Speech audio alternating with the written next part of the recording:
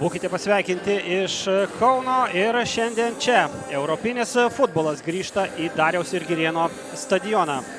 UEFA konferencijų lygos antrasis atrankos etapas, pirmosios rungtynės. Lietuvos A lygos pirmenybių lyderis Kauno Žalgiris priima Islandijos čempionato lyderį Reikjaviko Valur. Nenorėtų grįžti, turbūt apskritai nenorėtų pakartoti šių dviejų dvikovų. Dėl žalgiriečių išpolis skrieja dabar mūsų krašto gynėjai bei saugai. Romualdas Jansonas vos nepasiekė kamulio skirto jam. Čaibas įsibėgėja, prabėga pro kamulį, Čiogadze! Štai toks skirtis. Kampinis. Kokybiškas Kartvelo smūgis į kairįjį kampą. Ir ten nepriekaištingai sužaidė Fredrikas Šramas, Valur vartininkas. Dar kartą pasižiūrėkime. Nebuvo labai galingas tas šūvis, aišku, pakankamai solidus.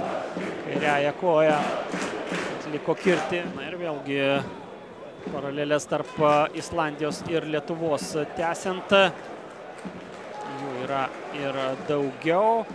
Tais pačiais 23 metais mano minėtais Žalgiris žaidė Podinės Lechčia nusipjauna kamuolys, bet Romualdas Jansonas muša įvartį ir išveda savo komandą į priekį.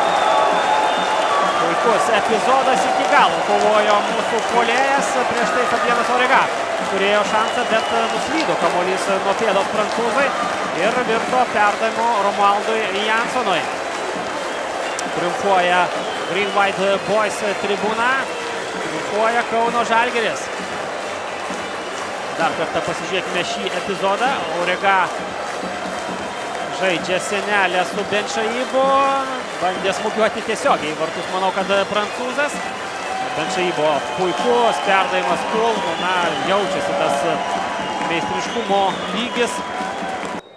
Statistika pagal kampinius. 6-1 Kauno Žalgiris pirmauja, pagal smūgius vartų link 14-2. Čia pavojus ir įvartį muša Valur ekipa. Štai taip, iš niekur išdygo Islandijos futbolininkas vartininko aikštelėje ir lygina rezultatą. Reikjaviko komanda.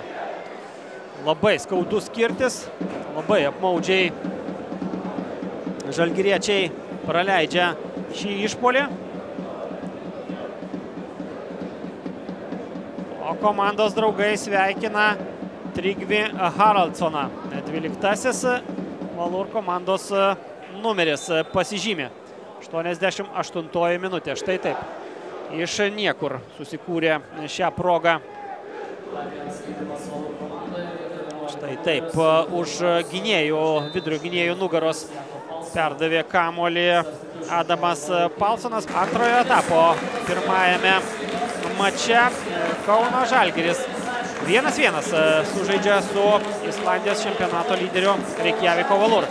Atsakomosios rungtynės po savaitės Islandijoje ir ten tikėkimės žalgiriečių sėkmingesnio pasirodymo, bet kuriuo atveju.